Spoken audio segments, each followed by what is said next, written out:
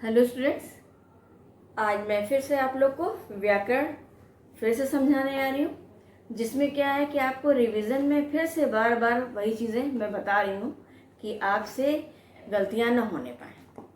व्याकरण में मैंने आप लोग को भाववाचक संज्ञाएं, विशेषण, मुहावरे और उसके अतिरिक्त विलोम, पर्यायवाची, इतनी चीज़ें आप लोग को दी हैं कि जिनको आप लोग पढ़ेंगे, अच्छी तरह से याद करेंगे और 1 to 25 मार्क भी कराया है, किसको पढ़ लें।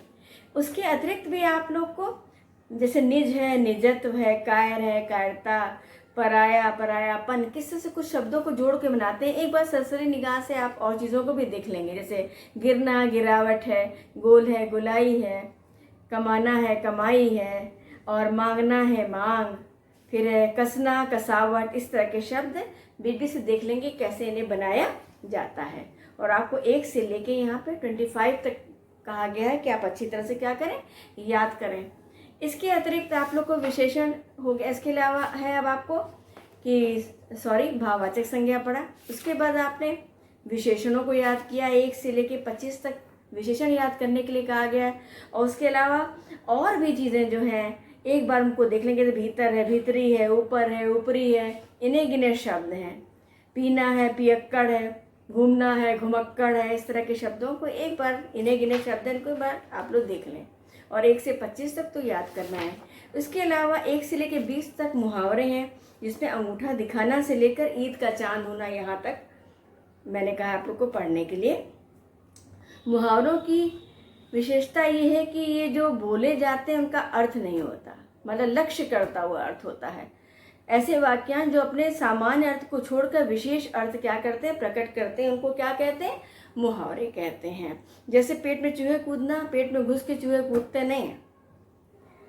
उंगलियों पर नचाना, कोई भी उंगली पर नचाता नहीं है किसी को, वश में करना इसका अर्थ है। पेट में चूहे कूदना, बहुत तेज भूख लगना। आकाश के तारे तोड़ना, कोई आकाश के तारे तोड़ नहीं सकता, असंभव कार्य कर दिखाना। उसके अलावा चिकना घड़ा होना, चिकना और घड़ा से कोई मतलब नहीं है, कुछ असर, कोई प्रभाव न पड़ना से मतलब है। इस तरह से लक्ष्यात्मक अर्थ होते हैं मुहावरों के। इसलिए आप क्या करेंगे, 1-20 तक इनको पढ़ेंगे और याद करेंगे। इसके अलावा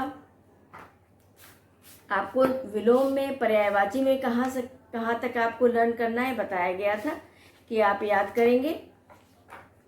1 से लेके 25 तक है, स्त्री तक, अंधकार से लेके स्त्री तक आप लोग को क्या करना है, पर्यायवाची याद करना है और लिख कर अभ्यास करना है। मात्राओं की गलतियां नहीं होनी चाहिए।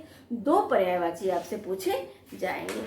इसके बाद है विलोम शब्द, अनुकूल से लेकर उपकार तक, इनको अच्छी तरह से याद कर लें आप लोग। और बहुत सारे शब्द ऐसे हैं जो आप लोग छोटी क्लासेस से हिंदी में विलोम पढ़ते आए हैं, उनको भी ध्यान में रखें, क्योंकि क्लास स्तर को देखते विलोम ग्रामर का पोर्शन कहीं से भी पूछा जा सकता है, इसलिए ध्यान रखेंगे। बादल है, पृथ्वी, ये सब तो पढ़ते ही आ रहे हैं, कमल है, फूल है, सबके पर्यायवाची।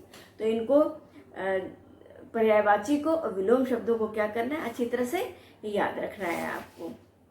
पाठ फटा हुआ बूट में जहाँ कहीं भी ग्रामर पोर्शन है उसको अच्छी तरह से तैयार करें। जैसे यहाँ पे दिया हुआ है, योजक चिन्ह लगाकर आपको रिक्त स्थान भरना है, इसको अच्छी तरह से तैयार करिए। मैंने लिख कर बताया है आप लोग को। सकर्मक अकर्मक क्रिया पूरा समझा दिया है मैंने, यहाँ पे आपको बोल कर लिखवाया है।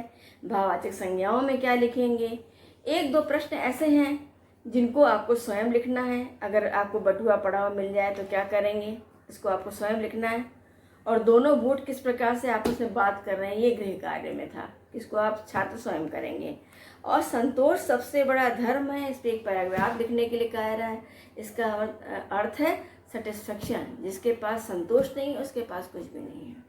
इसीलिए कहा गया संतोषम परमम धर्मम, सबसे बड़ा धर्म है, क्योंकि सब कुछ पाने के बाद भी व्यक्ति असंतोषी होता है, और जिसके पास जितना आ जाता है वो उतना संतुष्ट होता है।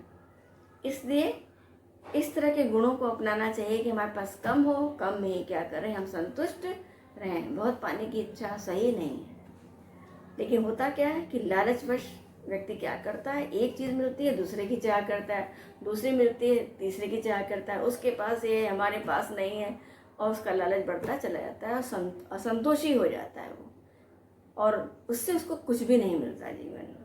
इसलिए जो कुछ है उसमें संतुष्ट रहना चाहिए। और वास्तव में वही व्यक्ति सबसे ज़्यादा सुखी है जो कि संतुष्ट रहना जानता है। वरना देखा जाता है जिसके पास जितना हो वो उतना ही असंतोषी है। इसलिए सारी चीज़ों को मैंने 2 या 3 बार आपको बताया कि किस प्रकार से रिवीजन करना है। बार बार लिखिए, प्रैक्टिस करिए, मात्राओं का दोष न हो। आपसे कठिन शब्दों को मार्क कराए, उनको ध्यान में रखिए। हो सकता है कठिन गलत शब्द दे दिए, आपको कठिन करना हो, उनको करेक्ट करके कठिन शब्दों को लिखना हो। तो इस प्रकार से क्या करना है, आपको पूरे चैप्टर को ध्यान से पढ़ना है। बीच बीच से भी उसका प्रश्न उत्तर पूछ लिए जाए, छोटे छोटे होता है, कहीं से उसमें से भी शब्द अर्थ पूछ लिया जाए।